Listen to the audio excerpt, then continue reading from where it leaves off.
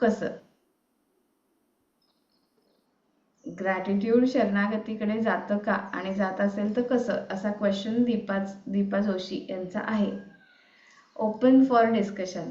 काय हम्म, वाटतं? हम्म.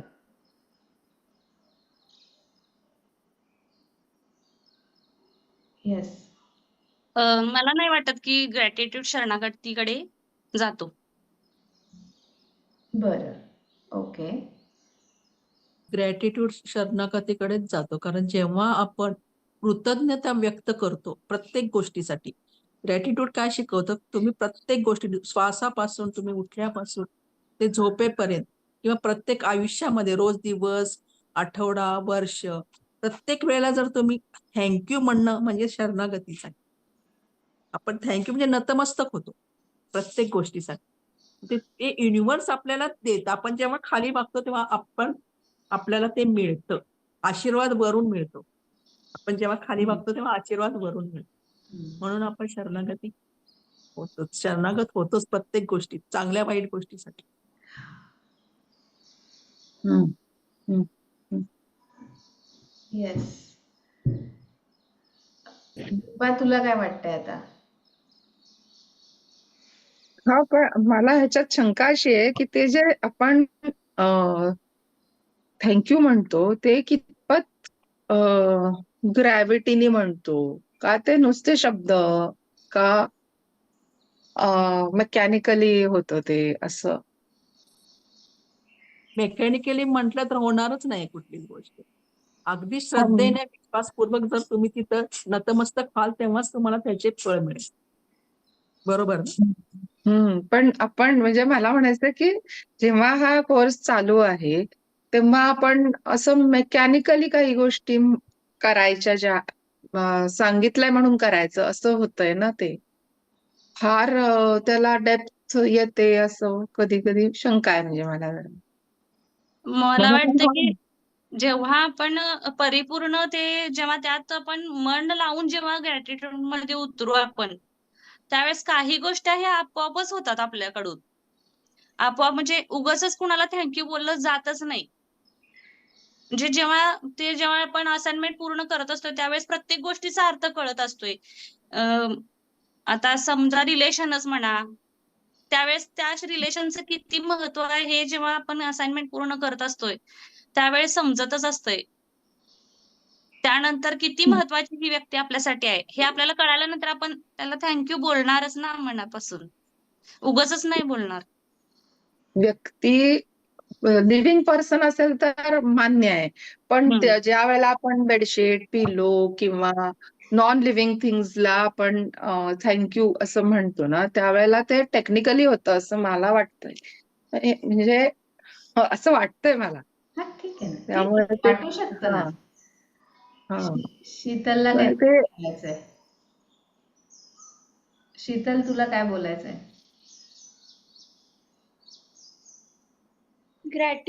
थँक्यू म्हणणं म्हणजे शरणागती वगैरे, त्याच्यापेक्षा असं वाटतं की आपण त्याच्याशी एकरूप झाले. तू माझा आहेस म्हणून माझ्यासाठी केलेस असं वाटतं थँक्यू म्हणजे. ओके. असं मला वाटतं शरणागतीपेक्षा. शरणागती म्हणजे काय हा प्रश्न आहे आता. मला काय वाटलं शरणागती म्हणजे पूर्ण हेच असं मला काय वाटलं शरणागती म्हणजे काय पूर्ण तिथं संपतयच. असं झालं म्हणून म्हटलं ग्रॅटिट्यूड असं. म्हणजे छाया मॅमने सांगितल्यानंतर मला ते थोडं पटलं. शरणागतीचे वेगवेगळे अर्थ आपण घेऊ तसे आहे. प्रत्येक वेळेला कुठली शरणागती त्या सिच्युएशन नुसार असेल त्यानुसार ते शरणागतीचा अर्थ बदलत जाणार.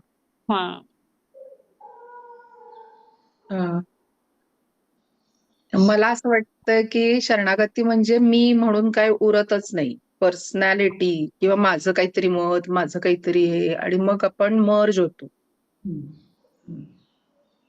म्हणजे असं वेगळंच राहू शकत नाही आपण.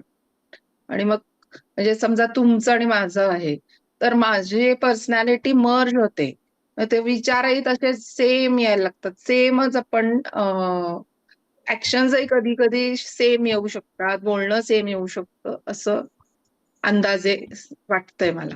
युनिव्हर्सचा पण पार्ट व्हायला लागतो आपण, एक कण युनिव्हर्सशी जोडायला लागतो आपण. आपण वेगळं राहत नाही. त्या आकाश पोकळीत आपले पण जागा निर्माण होते.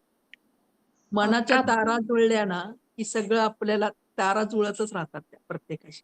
होय हे छाया मॅडम, हे मान्य आहे मला, पण ज्या वेळेला नॉन लिव्हिंग कडे येतो ना आपण, त्यावेळेला ते कसं होणार असं एक मला दिवस उशी घेऊ नका, एक दिवस उशी घेऊन झोपू नका, मग दुसऱ्या दिवशी कळतं उशी असती तर झोप हा, लागली असती. थंडीत चादर नाही घेतली तर कसं होईल, किंवा गादी नसेल तर आपलं अंग दुखून येतं. म्हणजे सवयीचा भाग आहे तो सगळा. ह्या गोष्टी ज्या आहेत ना, चादर, उशी वगैरे आता सगळ्या गोष्टी आपल्याकडे भौतिक सुख त्या आहे म्हणून सवयीचा भाग आहेत आपला. आपल्याकडे आता भौतिक सुख आहे म्हणून आपल्याला तसं वाटतंय की म्हणजे ज्या व्यक्तीकडे सगळ्याच गोष्टी असतात त्यावेळेस त्या व्यक्तीला असं हे होत नाही, म्हणजे पटकन लक्षात येत नाही ती गोष्ट. पण मग भौतिक सुख असणाऱ्या माणसाला शरणागती नाहीये का? आहे की. शरणागती होऊ शकत नाही का? नाही आता कुणाकुणाला तेही मिळत नाही, नाही. कुणाकुणाला तेही मिळत नाही, त्यांनी काय करायचं? मी उलट मला म्हणायचंय की ज्याच्याकडे सगळं आहे, सगळं उलट त्याला आहे, जास्त शरणागत व्हावं. हा व्हावं, बरोबर आहे, पण त्या माणसाला मग शरणागती नाही का? आत्ताच्या डिस्कशन प्रमाणे असं मला म्हणायचंय. त्याला हे पण कळतंय की हे सगळं आपल्याकडे आहे, उदंड दिलेलं आहे ईश्वराने आपल्याला, पण मग तो शरणागतीकडे का बरं जात नाहीये? म्हणजे दिले काय? म्हणून उलट थँक्यू म्हणायला हवं ना. हा, म्हणजे त्याला ती जाणीव आहे की ते सगळं आहे आपल्याकडे. ते त्याच्यासाठी तो शरणागती आहे. मग काय मध्ये आलं की शरणागती? थँक्यू म्हणा. थँक्यू आणि देणार आहे म्हणून पण थँक्यू, दोघं प्रकारचे आहेत. तुम्हाला दिलंय म्हणून थँक्यू म्हणा, ज्यांना दिलं नाही ते देणार आहे म्हणून थँक्यू म्हणतील. ओके मॅडम, काय म्हणतायत शिल्पा मॅम? नाही, भौतिक सुख आहे आणि मनातून पण आहे की बाबा मला देवाने दिलं आहे, पण शरणागतीकडे जाण्यासाठी मला कृतज्ञता भावच त्याच्याकडे नेणार आहे. कृतज्ञता व्यक्तींसाठी असेल, ती अगदी नॉन लिव्हिंग साठी पण यायला पाहिजे, ती यावी म्हणून. कधी कधी आपण सुरुवातीला ABCD लिहिताना आपला हात कुठे वळत होता, 10 वेळेला प्रॅक्टिस करून करून आपल्याला ते लेटर्स बसवले ना, तसं माझ्या मनाला ग्रेटफुल फिलिंगचं ट्रेनिंग आहे हे. आता मन मानतच नाही, अरे च्या मारी हा दगड आहे, ह्याला कशाला थँक्यू म्हणायचं आहे, किंवा काय ती वायर आहे त्याला कशाला थँक्यू, त्याला काय त्यांनी काय केलंय, वायर तर आहे पण लॅपटॉपच काम करतोय, असं जर मी म्हटलं लॅपटॉप काम करतोय, वायरचं काहीच काम नाही ना प्रॅक्टिकली. पण मला तिथेच पण जेव्हा फील येईल की हे ती कनेक्ट होतीये म्हणून हे काम करते, मग ती माझ्यासाठी महत्वाची आहे. So I will take care of it. Taking care हे पुढे वाढलं, त्याचं सांभाळणं वाढलं, त्याला हँडलिंग जेंटली व्हायला लागलं, प्रत्येक गोष्टीसाठी जपणं यायला लागलं आपल्या वस्तूंचं. आणि जेव्हा असं जपणं आणि केअर येते, ती हळूहळू का जपतो आपण, एखादी गोष्ट का जपतो आपण आणि एखादी गोष्ट का जपत नाही?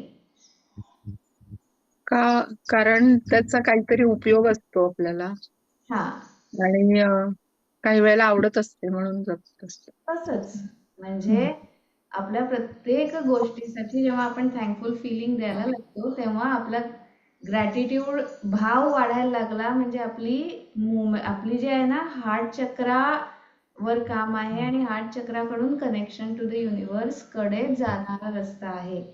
म्हणजे तिथे प्रत्येक गोष्ट त्याची आहे. मग साधी घरातलं फ्लोअर असेल किंवा वॉल असेल, ते पण तिथंच तेच काम करणारं आहे. असं जेव्हा मला सगळीकडे दिसायला लागेल हे आहे म्हणून मला मिळतं, हे आहे मिळतं, म्हणजे तिथे तो भाव आहे की हे बाबा तूच आहेस सगळीकडे. तो सगळीकडे तो व्यापून उरलेला आहे, प्रत्येकामध्ये आहे. ही जाणीव आपल्याला डेव्हलप करणारं हे टूल आहे. डायरेक्ट म्हटलं की या पुस्तकात पण देव आहे, त्याच्यात पण देव आहे, ह्याच्यात पण देव आहे, ईश्वर निराकार आहे. ईश्वर निराकार आहे. पण पहिल्यांदा असं सांगितलं की ह्याच्यात पण देव बघा, त्याच्यात पण देव बघा, हे आपल्याला पटकन नाही झेपणार. मग हे उपयोगी आहे, त्याला थँक्यू म्हणा. मग हळूहळू माझ्या मनाची त्या चक्रांची तशी ती हे व्हायला लागते की मला त्याचं इम्पॉर्टन्स, मग त्याचे टेकिंग केअर ऑफ प्रत्येकासाठी, मग हळूहळू त्या टप्प्यांकडे नेणारी प्रक्रिया आहे. ओके. 100% समज सगळे डिस्कशन समज तसं ॲग्रीड की ते शरणागतीकडेच जातं, वननेस कडेच नेणारं टूल आहे. येस. हा बरं. थँक्यू. येस. सोपं एक उदाहरण आता ही सांगते त्याच्यावरनं आहे की हा. समजा तुम्हाला तुमच्या आईने एक दागिना दिलेला आहे. आपण फार प्रेमाने हात लावतो त्या दागिन्याला, साडीला म्हणा, आणि ती जितकी जपून ठेवायची आहे तेवढी जपून ठेवतो, किती नाही म्हटलं तरी. पण मग तसंच तुम्ही म्हणताय की नॉन लिव्हिंग थिंग्स, मग त्या नॉन लिव्हिंग थिंग्सच आहेत ना. पण आपण त्याच्याकडे इतकं प्रेमाने बघत असतो, जपत असतो त्या गोष्टींना. तसंच तुम्ही म्हणताय की बेडशीट आहे किंवा उशी आहे तुमची, किंवा घरातल्या साध्या साध्या आपल्या किचन मधल्या ज्या वस्तू आहेत त्या सुद्धा आपण जपतो की हा, या कढईमध्ये ना ही भाजी छान होते हा आपली, की म्हणजे तिथे कृतज्ञता व्यक्त की हा, ही म्हणजे आपण मनातनं म्हणत असतो, कारण आपण जेव्हा करतो या गोष्टी तेव्हा आपल्याला कळतं की नाही, आपण भाजी या कढईतच करतो हं, प्रेमाने ती कढई घासून ठेवतोय, हे करतोय. म्हणजे कुठेतरी मनामधल्या एका कोपऱ्यामध्ये आपण थँक्यू म्हणतच असतो त्या गोष्टीला. पण शिल्पा म्हणते तसं की तुम्ही जाहीर म्हणा, तुम्ही भावना व्यक्त करा त्याविषयी, म्हणजे मग तुम्हाला आणखीन त्याच्याविषयी प्रेम निर्माण होईल, असं मला वाटतं. म्हणजे ओके. ग्रेट. आता हा एक अनुभव तुम्ही काही पत्र लिहिली असतील किंवा कोणाला कधी आता काहीतरी मेसेज, थँक्यूचा मेसेज पाठवला असेल पर्टिक्युलरली, तर त्याचे रिस्पॉन्स कसे आले?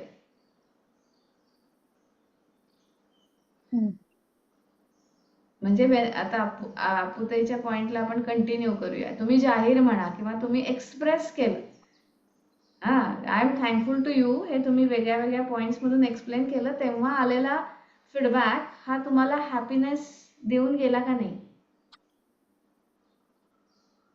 येस, मला तर खूप चांगला हा. अनुभव आलेला आहे.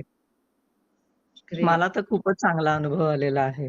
आणि ती व्यक्ती म्हणजे जी आहे, मी जिला थँक्यू म्हटलेलं आहे, ती खूप लहान आहे, पण तिला एवढा आनंद झाला, हा मला थँक्यू म्हणली, म्हणजे हा, म्हणजे मला तर खूपच चांगलं वाटलं एकदम.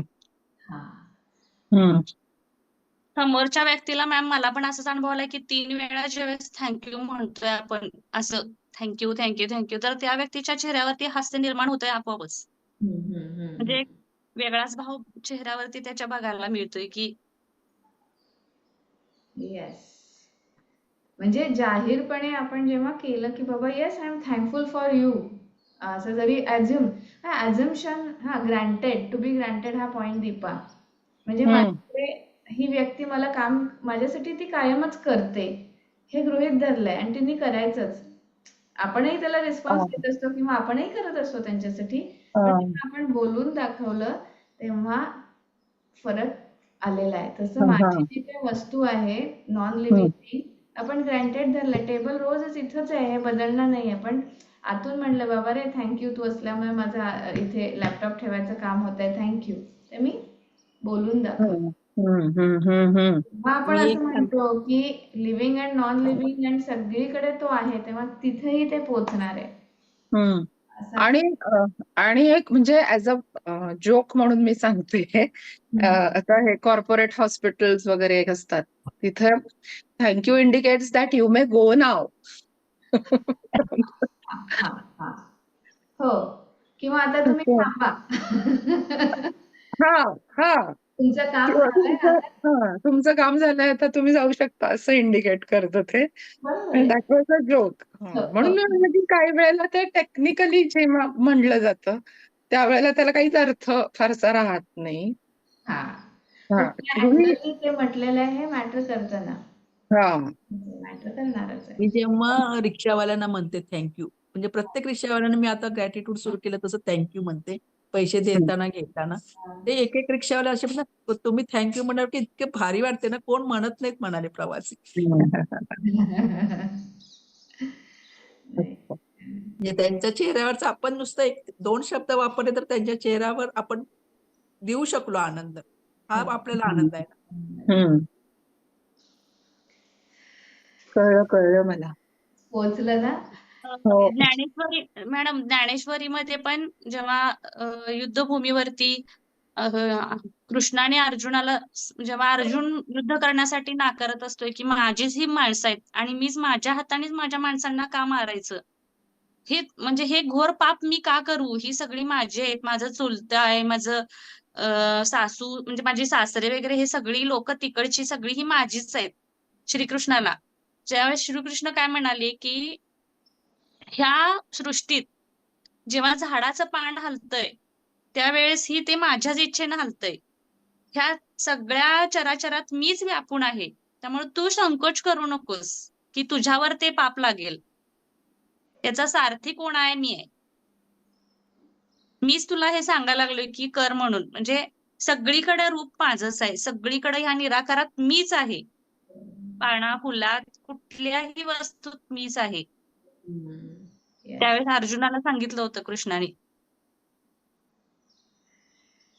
येस, ते थेरॉटिकली जरी समजलं तरी प्रॅक्टिकली कसा त्याचा अनुभव घ्यायचा ह्याच्यासाठी आपण सगळी Gratitude. ग्रॅटिट्यूड आहे.